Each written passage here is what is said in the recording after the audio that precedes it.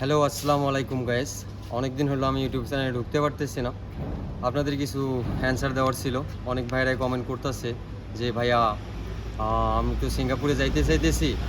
তো আমার এক ভাই কমেন্ট করছে এইরকম যে ভাইয়া আমি তো সিঙ্গাপুরে যাইতে চাইতেছি, আমার নিজের লোক আছে, 6 লাখ টাকা চাইতেছে, ইলেকট্রিক কাজ, আনস্কিল। তো এই ভাইয়ের উদ্দেশ্যে কথা বলবো। তো আপনি আইতে পারেন সিঙ্গাপুরে, যেহেতু 6 লাখ টাকার কথা বলছে, আর আনস্কিল আপনি আইসা স্কিল করে নিতে পারবেন, এরকম একটা এগ্রিমেন্ট করে আসবেন। এগ্রিমেন্ট না করলে সমস্যা হয়ে যাবে। তবে স্কিল ছাড়া সিঙ্গাপুরে কোনো মূল্য নাই, এটা সবাই জানে। আপনাদেরকে অবশ্যই এসে স্কিলটা করতে হবে। এখন আনস্কিল আইতেছেন, পরবর্তীতে গিয়ে স্কিলটা কমপ্লিট করতে হবে। আরও অনেক ভাই কমেন্ট করতেছে দেখি যে ভাইয়া আমি তো কানে একটু কম শুনি, তো আমি কি সিঙ্গাপুরে যেতে পারবো? তো ভাই আমি বলবো কি, আপনি যদি কানে কম শোনেন, যদি আপনি শুনতে পান কিন্তু একটু কম শোনেন, তাহলে কোনো সমস্যা নেই। আর যে একেবারেই শুনতে পায় না, তার জন্য তো প্রবলেম হবেই, সেটা তো আপনারাও ভালো করে জানেন। তো এগুলো কোনো সমস্যা না, আপনি আসতে পারেন। আপনার মেডিকেলে এরকমভাবে যে হার্ড একটা চেক আপ থাকে, এটা দেবে না। এটা বাংলাদেশের ডিফেন্সের জব না যে আপনার একুরেটলি সব কিছু হতে হবে। এটা প্রবাস, আপনি এখানে পরিশ্রম করতে আসবেন, তো আপনি আসতে পারেন।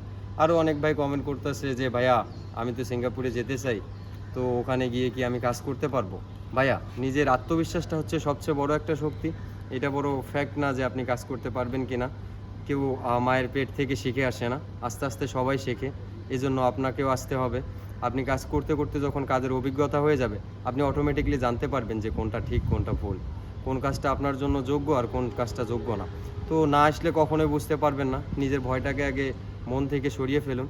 আর অনেক ভাই দেখি কমেন্ট করতেছে যে ভাইয়া এতগুলো টাকা যাচ্ছে, 12 লাখ 13 লাখ। তো ভাইয়া টাকাটা কোনো ফ্যাক্ট না, আপনি আসলে টাকা ইনকাম করতে পারবেন। এখানে একজন সাধারণ কর্মীও 1 লাখ টাকার উপরে বেতন তোলে, ওইটা কোনো ব্যাপার না। মেডিকেলের বিষয়টা আমি তুলে ধরতে চাই। সেটা হচ্ছে আপনার যদি মেইনলি কোনো প্রবলেম না থাকে, যেমন আপনার যক্ষ্মা, আপনার এইচআইভি রোগ, এরকম যদি হার্ট যে চেক আপগুলো দেওয়া হয়, এগুলো থাকলে আপনি আসতে পারবেন না। যেগুলো ছোঁয়াচে রোগ, এগুলো যেন না থাকে। আর যে হাত ভাঙ্গা বা পা একটু ব্যাকা, এগুলো কোনো ম্যাটার করবে না। আমি আগেও বলছি এটা ডিফেন্সের জব না, এত হার্ড না। আর আরেক ভাই আমাকে একটা কমেন্ট করেছে, এই কমেন্টটার আসলে রিপ্লাই দেওয়াটা ঠিক কি না তা জানি না, তবে রিপ্লাই দিতেছি। ওই ভাই আমাকে এটা বলছে যে ভাইয়া আমি তো আগে নেশা করতাম, কিন্তু এখন আর নেশা করি না, এখন কি আমি সিঙ্গাপুরে যেতে পারবো? তো ওই ভাইটার উদ্দেশ্যে কিছু কথা বলি। আপনি যদি আগে নেশা করে থাকেন, এখন আপাতত বাদ দিয়ে দিন। আপনি যদি সিঙ্গাপুরে আসতে চান, সেক্ষেত্রে আপনি আসুন। এখানেও কোনো নেশার অভাব নেই, এটা ঠিক আছে। আপনাকে ভালো হয়ে থাকতে হবে, কেননা প্রত্যেকটা জিনিস সিঙ্গাপুরে এক্সপেন্সিভ। আর বিশেষ করে যারা, এটা বলতে চাই না, তারপরে বলতেছি আপনাদের সাবধানতার জন্য, যারা গাঁজা সেবন করেন তারা এখান থেকে দূরে থাকবেন। কেননা গাঁজা সিঙ্গাপুরে একটা নিষিদ্ধ নেশা বলা যায়।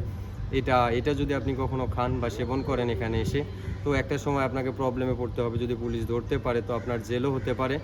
আপনার জেলের সঙ্গে সঙ্গে আপনাকে দেশেও পাঠিয়ে দেওয়া হবে। এজন্য এই নেশাটা থেকে একদমই দূরে থাকবেন। আপনি যদি আগেও নেশা করে থাকেন, তো আমি বলবো আপনি ভালো হয়ে যান, এখন থেকে ছেড়ে দিন যদি সিঙ্গাপুরে আসতে চান। কেননা এখানে আসলে আপনাকে এদের রুলস এদের রুলস অনুযায়ী থাকতে হবে। সেক্ষেত্রে রুলস মানতে গেলে আপনাকে অনেক কিছুই ত্যাগ করতে হবে। আর ভাই আপনারাও জানেন, জীবনে যদি কিছু ত্যাগ না করেন কখনোই কিছু করতে পারবেন না। সেক্ষেত্রে আমি বলবো ভাই, আগে যা করছেন এখন বাদ দিয়ে দিন, নিজেকে পরিবর্তন করুন। আর আমি বলবো, এখনও বলবো, যারা আইতে চাইতেছেন সিঙ্গাপুরে, তো তারা আসুন ভাই, কোনো সমস্যা নেই, তারা আসতে পারেন। তারা সিঙ্গাপুরে আসুন। সিঙ্গাপুর আসলে একটা ভালো দেশ, উন্নত কান্ট্রি। এখানে রুলসগুলো দেখলেই বোঝা যায়। এখানে প্রত্যেকটা রুলস আপনাকে মানতে হবে, না হলে প্রতিটা ক্ষেত্রে জরিমানা সিস্টেম আছে। এর জন্য বলবো আপনারা সব কিছু মেনটেন করে নিজের মনটাকে শক্ত করে তারপর প্রবাসের মাটিতে পাড়া দিন। যে কোনো দেশে যান না কেন ভাই, আপনাকে ধৈর্য ধরে থাকতেই হবে। এটা আমি আগের ভিডিওতেও জানিয়ে দিয়েছি এই বিষয়টা, যে ভাইয়া নিজেকে তৈরি করুন যে আমাকে কিছু করতে হবে। কেননা টাকা ছাড়া এই পৃথিবীতে কোনো দাম নেই। আপনি আজ যে অবস্থানে আছেন, আপনাকে অবস্থানটা চেঞ্জ করতেই হবে। সেক্ষেত্রে আপনাকে নিশ্চয়ই পরিবর্তন করতে হবে। আগে যা করছেন। তো ভাইয়া একটাই কথা বলবো, মেডিকেল নিয়ে অত চিন্তা করার কিচ্ছু নেই। আপনি আসুন, মেডিকেলে নিশ্চয়ই ফিট হবেন। কেননা আপনার যে রোগগুলোর কথা বললাম, যক্ষ্মা, ম্যালেরিয়া, এইচআইভি, এগুলো রোগের সঙ্গে সবাই পরিচিত। এগুলা যদি না থাকে, তো আপনার কোনো সমস্যা হবে না ইনশাল্লাহ। তো আসুন সবাইকে আসতে বলবো আমি, কেননা এটা আসলে একটা উন্নত দেশ। এখানে না আসলে বুঝবেন না। তো সবাই ভালো থাকবেন, সুস্থ থাকবেন, আর নিজেদের খেয়াল রাখবেন। ধন্যবাদ।